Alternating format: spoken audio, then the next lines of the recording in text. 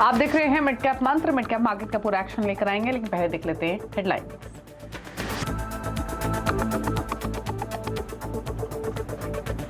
Federal reserve की positive commentary से बाजार में शानदार तेजी। 5 मई के बाद निफ्टी पहली बार 16,900 के पार। बैंक निफ्टी भी 550 अंकों पर। मिड कैप इंडेक्स करीब 1% मजबूत।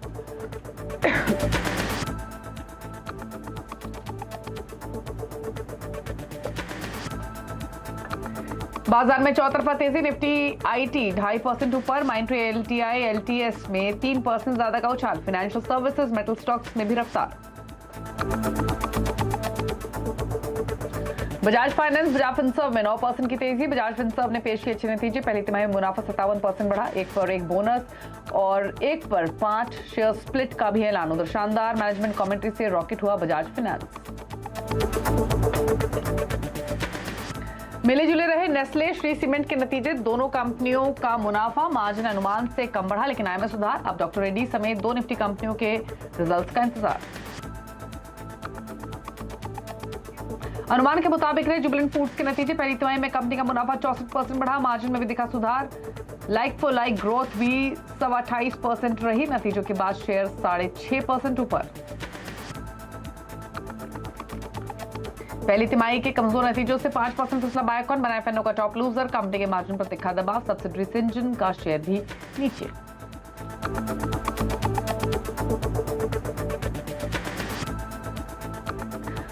आप देख रहे हैं मिड कैप मंत्रा और बाजार में रौनक ही रौनक आज के दिन, और दिन के ऊपरी स्तरों पर बाजार कारोबार कर रहा है। निफ्टी 16,900 के नजदीक फिलहाल आपको ट्रेड करते हुए दिखाई देगा। एक अच्छी शुरुआत है, उसके बाद मार्केट धीरे धीरे ऊपर की तरफ ही बढ़ता हुआ दिखा है। सिमिलरली बैंक निफ्टी भी आपको मजबूती दिखा रहा है 550 अंकों के आसपास की, और मिड कैप्स में भी खरीदारी देखने को मिल रही है। बड़ी बातें बताएं उससे पहले फटाफट से इस वक्त के क्यूज देख लेते हैं।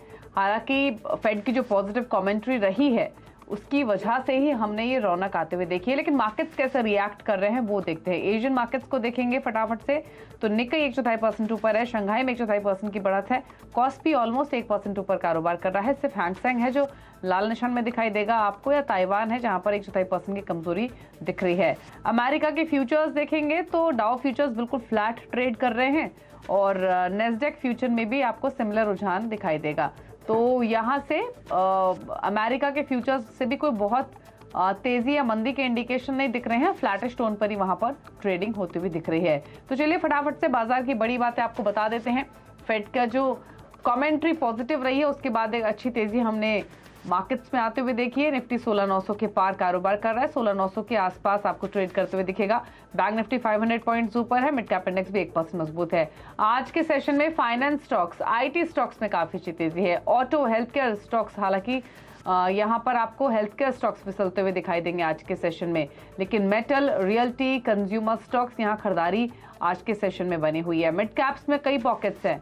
फार्मा, शुगर, ऑटो एंसिलरी, इन पॉकेट्स में खरीदारी आज के सत्र में आपको देखने को मिलेगी। हमारे साथ प्रकाशगाबा.com के प्रकाश गाबा मौजूद हैं। गाबा साहब नमस्कार, स्वागत है आपका।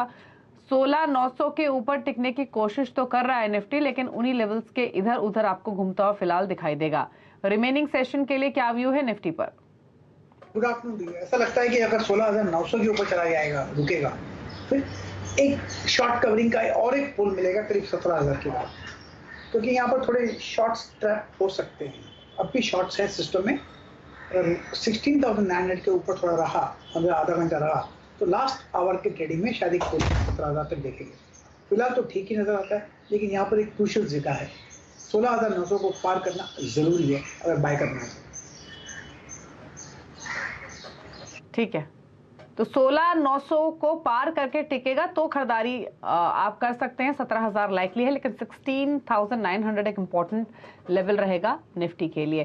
क्विकली गाबा साहब, बैंक निफ्टी पर भी अपनी राय दीजिए। निफ्टी में देखा जाए तो बैंक निफ्टी में भी वही हाल है। लेवल यहाँ पर 37,254 पे चल रहा है। अगर अप्रूव मिलेगा तो 37,500 एक पॉसिबिलिटी है। ये एक जोन है। पूरा दारोबार बैंक निफ्टी पर नहीं, निफ्टी पर है। बैंक निफ्टी को थोड़ा इग्नोर कर लेना चाहिए इस पर। ओके, ठीक है, तो निफ्टी पर नजर रखिए। बैंक निफ्टी तो हालांकि 500 अंक ऊपर आपको दिखाई देगा, लेकिन स्टॉक स्पेसिफिक मूव्स भी बहुत हैं आज। अपॉर्चुनिटीज काफी रही हैं अब तक के सेशन में, लेकिन गावा साहब आपको ट्रेड समझ में आ रहा है क्या? बिल्कुल, अपोलो हॉस्पिटल अच्छा लगता है मुझे। अपोलो हॉस्पिटल का जो ट्रेड है उसके हिसाब से लगता है कि अपू मिलना चाहिए। अब ट्रेड कर रहा है 4187, अगर अपू मिलता है तो 4250 पॉसिबल है। बहुत ही टाइट स्टॉक, कह सकते हैं करीब 4170 का लगा दे अपोलो हॉस्पिटल में, तो लॉन्ग ट्रेड बनता है। दूसरा ट्रेड जो बनता है इस वक्त वो है दीपक नाइट्राइट। यहाँ पर भी एक तेजी है, स्टॉप लगाना चाहिए दीपक नाइट्राइट का 1860 का। अब ट्रेड कर रहा है 1871 पर अपू मिलता है तो 1900 देखेंगे दीपक नाइट्राइट पर।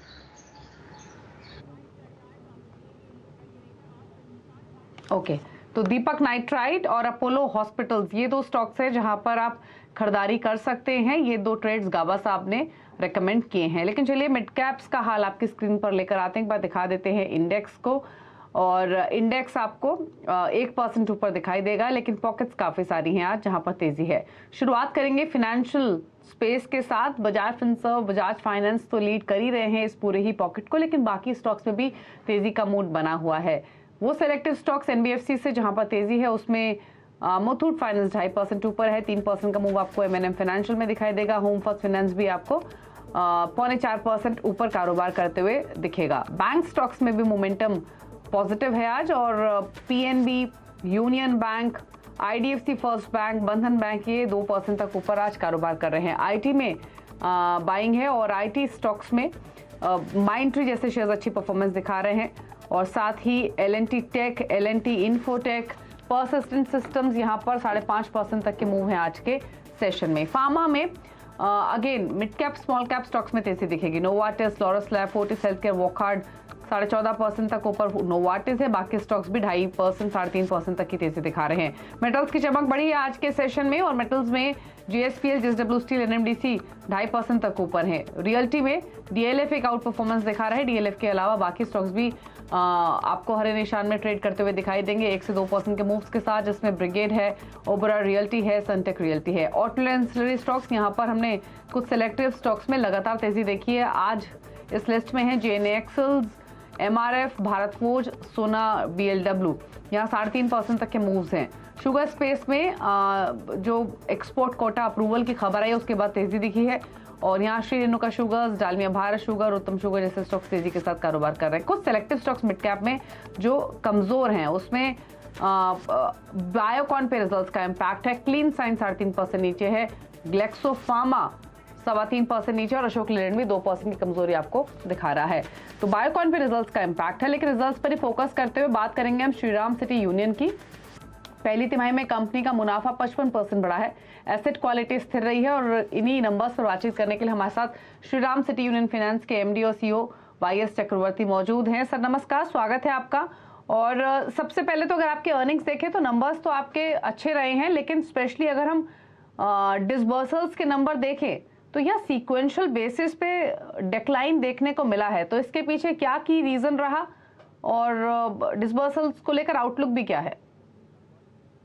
No. It's I don't know where you've seen the numbers, but this quarter has been the highest, seen the highest disbursement from Shriram City. We are at 7,900 crores, where it is last quarter was 7,500 odd crores. In fact, this is better than Q4 itself. Okay. So, in fact, okay. ठीक है. Go ahead. तो किन segment से सबसे ज्यादा perform किया है अगर डिसबर्सल्स के पर्सपेक्टिव से देखें तो? So it's across segments. Only SME is compared to last quarter. SME is not grown much, but rest of all the products have grown. My two-wheeler, my personal loan, gold loan, auto loan, all the products have grown. Okay. अच्छा, AUM growth और asset quality कैसी रही है इस quarter में, और specially AUM के numbers आपके ठीक रहे हैं, यहाँ पर कंट्रीब्यूशन सबसे ज्यादा कहाँ से आया है? See, AUM actually, if you look at it that way, it's basically has come from my personal loan, definitely personal loan, and also some of the my auto loan also has grown well. You can see that 32% basically. About 15% of growth in personal loan. So that's actually contributed to the overall growth.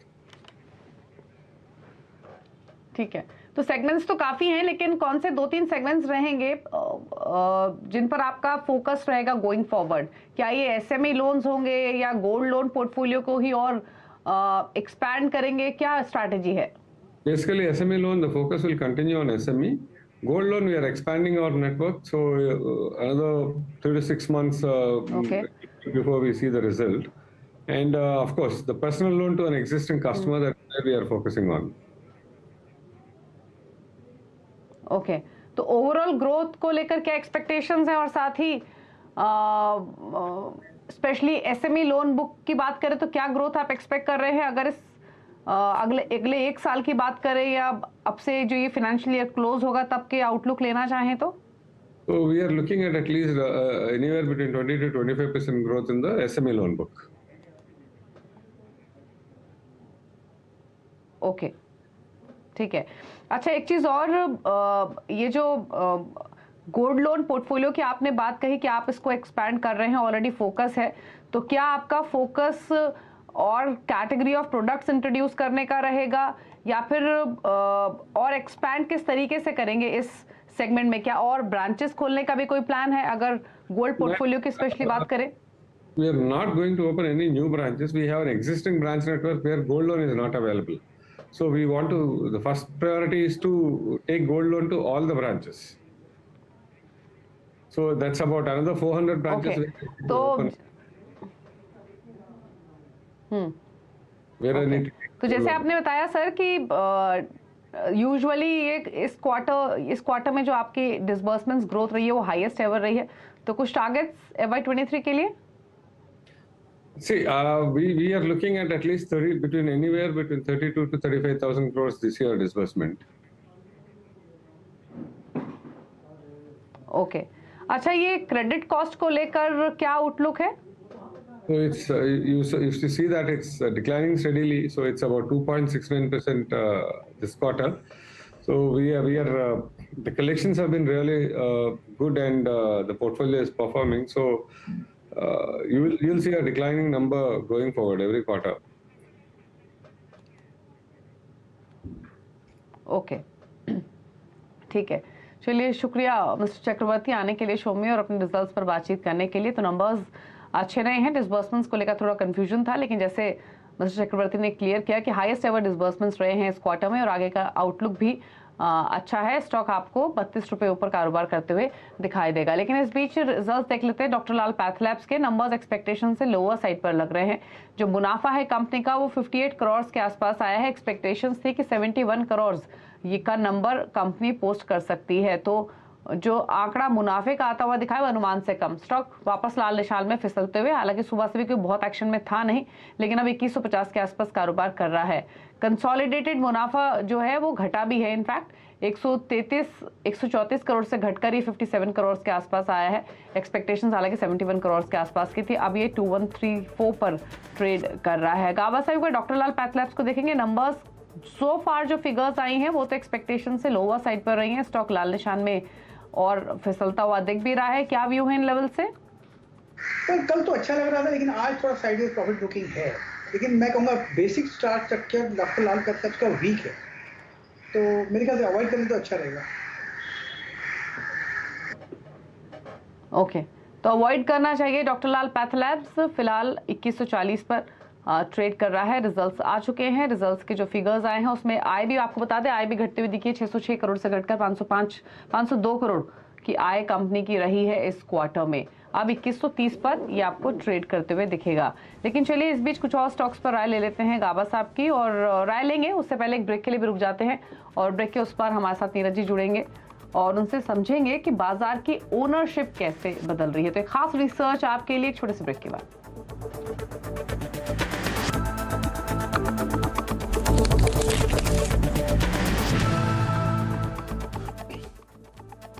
Mongia Steel presents Majboot Stocks of the Day.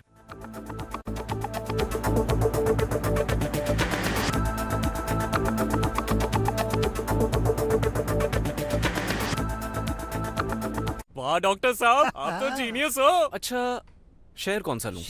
सही सवाल गलत जगह। सही जगह है globe capital, जहां पर आपको मिलेंगे award winning research based ideas, अपने पोर्टफोलियो को मैनेज करने की सुविधा। Globe capital, money must grow. Investment in securities market are subject to market risk. Read all the related documents carefully before investing.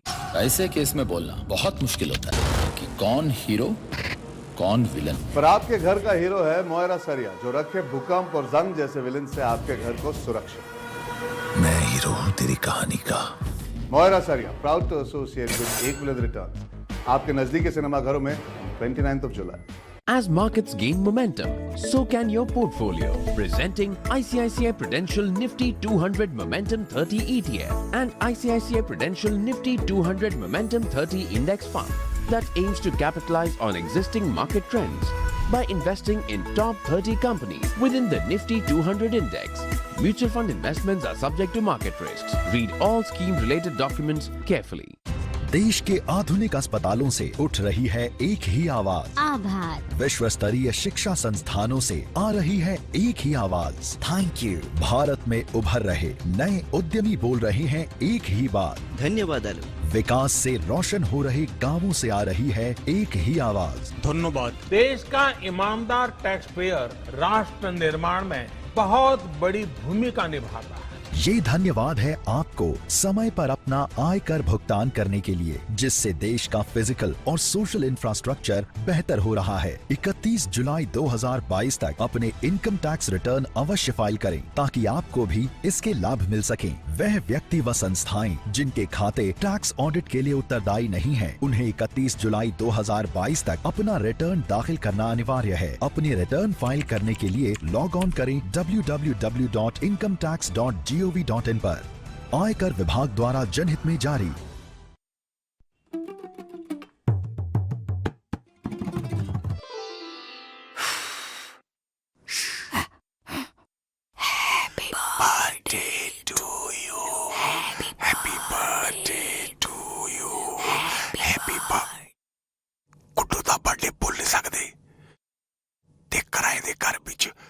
सदा जोर नाल मुंह खोल नहीं सकते। क्या करे, घर पर आया है पर गुड्डू तो अपना है। Happy birthday. सिग्नेचर ग्लोबल समझता है आपका दर्द, इसीलिए हम कहते हैं अपना घर तो अपना ही होता है। Signature global. Presenting Vito Modular Switches. Vito since 1967. Hoot hoot hoot hoot. Alexa, make owl sound. Amazon Alexa, just ask. तो कैसे चुनेंगे असली waterproof ply? Boiling water test साबित करे सैनिक 710 है असली वाटरप्रूफ प्लाई। सैनिक 710 प्लाई सिर्फ 105 रुपीस पर यूनिट।